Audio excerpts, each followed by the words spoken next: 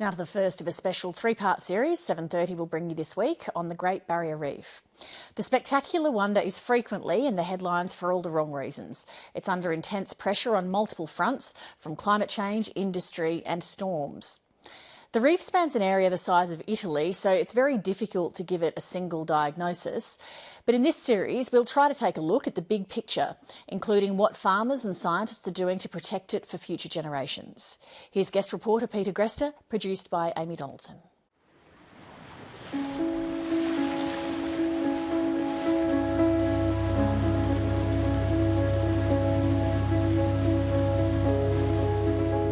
When I first started, I'd come into a world which I had no idea existed.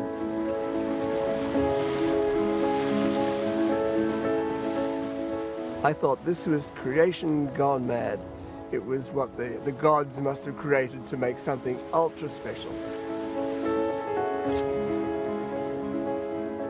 Charlie Veron is widely known as the godfather of coral. Curiosity drives interest, and I've never lost that curiosity at all. And I've never lost that love of being underwater.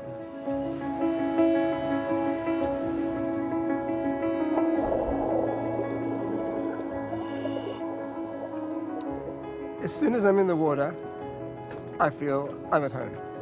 I really do.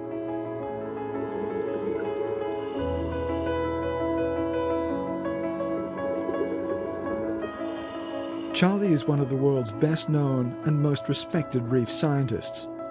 He's identified more than a fifth of all the world's coral species.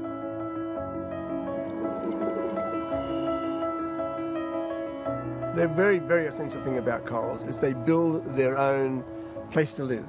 Corals have got together with algae to build things that nothing on Earth could possibly rival. That's how they live. And I reckon that's as fascinating as biology can get. 30 years ago, he started seeing changes to the climate that made him very worried. Back in the 1990s, you made some pretty dire predictions. What did you say? I predicted that by 2015, the carbon dioxide levels would be so high that it would cause bleaching practically every year. How did it feel to be right? It felt horrible to be right. Scientists long to be right because that's what their business is. But it's all happened, and the consequences of that have turned out to be much worse than those predictions.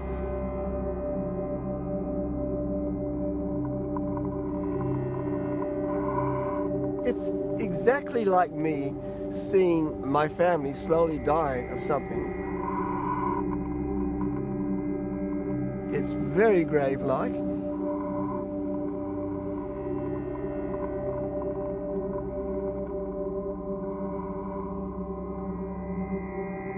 The spectacular colour of healthy corals is complemented by tiny algae that live within them.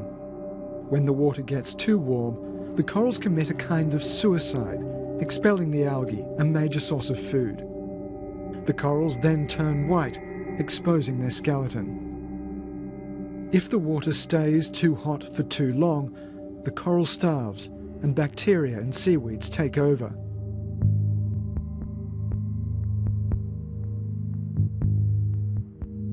In 1998, the Great Barrier Reef experienced its most destructive bleaching event to date. Half the corals were damaged, mostly in the southern and central regions. It wasn't devastating. Most corals survived, but it was a warning. 4 years later, it happened again, in much the same regions. But then came 2016, the big bleach. That killed off a third of all shallow water corals. Half the corals north of Port Douglas bleached and died in 8 months.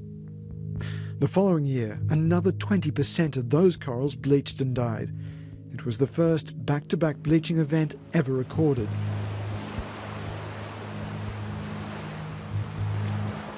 So the interval between pairs of repeated bleaching events globally is shrinking. Professor Terry Hughes is a marine biologist at James Cook University and one of the world's most prolific reef researchers. It takes about 10 years for the fastest growing corals to regrow their population if it's badly affected by a bleaching event or a cyclone. The problem with the 10-year window that's required for a decent recovery is that the chances of us having a fifth bleaching event in that time period is actually very high because of global warming.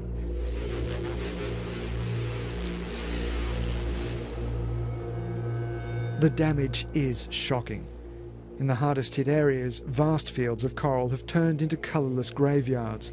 The complex architecture of a thriving reef reduced to rubble. Is it fair to say that those reefs are dead? No, it's completely inaccurate to describe a reef as being alive or dead. So reefs can be damaged, which means they've lost a significant amount of their corals. But I would never describe a reef as being dead.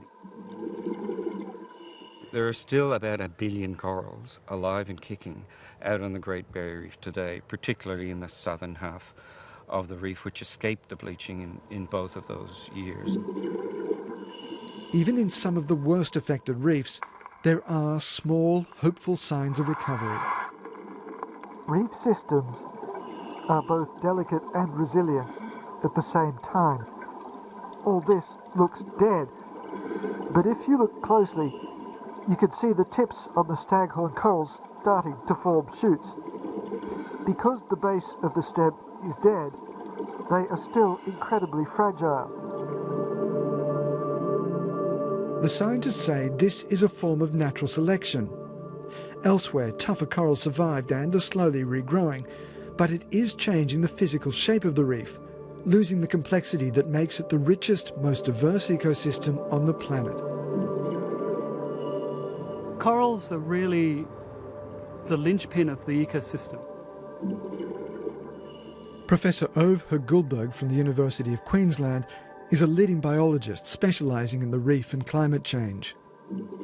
When you go out there and you say, in the ocean, how many species of fish live in and around coral reefs, the answer is about a quarter. You then look at the importance that those fish and those corals have to fisheries that are worth millions of dollars to Australians, to tourism, $5 to $6 billion worth of tourist revenue coming into our country because we have this pristine, beautiful structure. You very soon realise that corals are really important to Australia.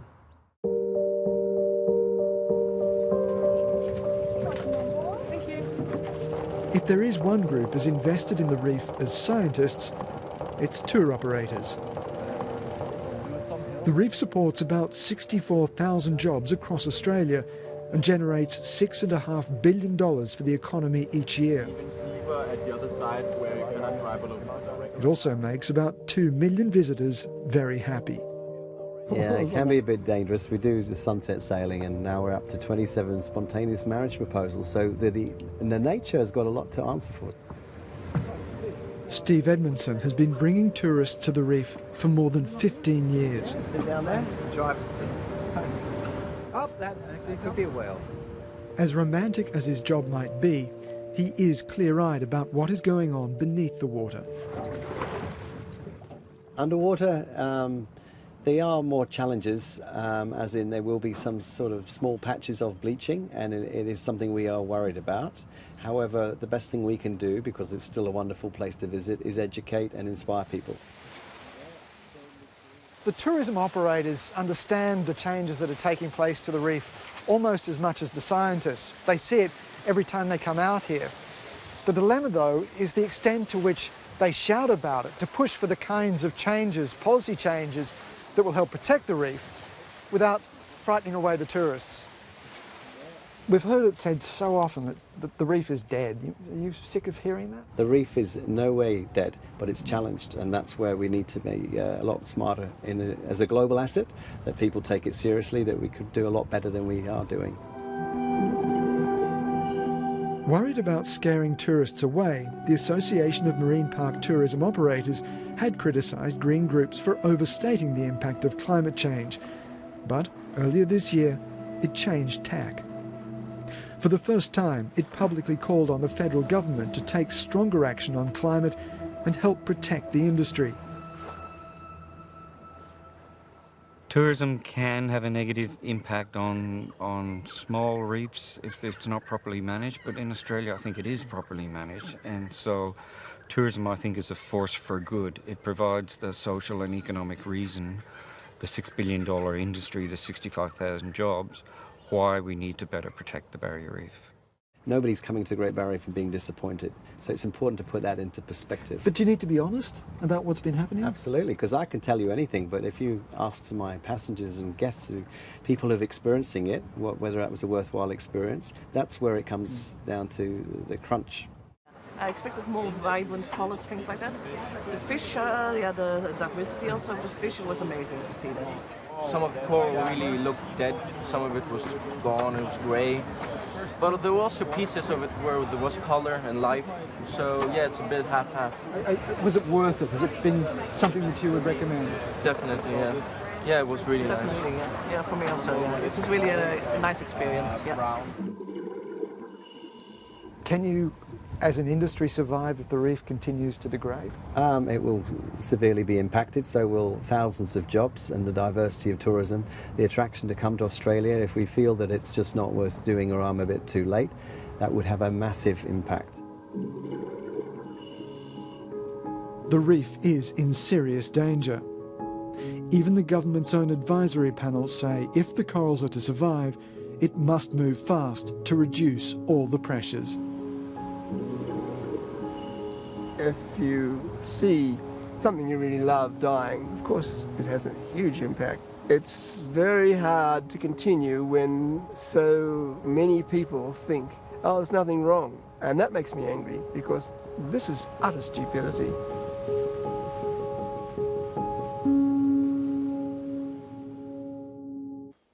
That report by Peter Grester, who holds the UNESCO Chair in Journalism at the University of Queensland. On the ABC News website, you can find an interactive story outlining the areas of the reef with bleaching, as well as future projections. And don't miss part 2 of our series tomorrow, when we'll have a look at the industries under pressure to limit the damage they cause the reef. What we know is that the land use changes that we've made in the catchments of the Great Barrier Reef have really increased the amount of sediment and the amount of nutrients that are coming out of those river systems. We certainly want the reef to remain there for generations. I think it's really dangerous to single-handedly point to any industry and blame sediment runoff squarely on them. That relationship of trust is broken down for you then? Yes, to an extent, definitely. Growers are now changing practice and it's voluntary. I guess my biggest fear is that we get regulated out of existence and the reef still dies.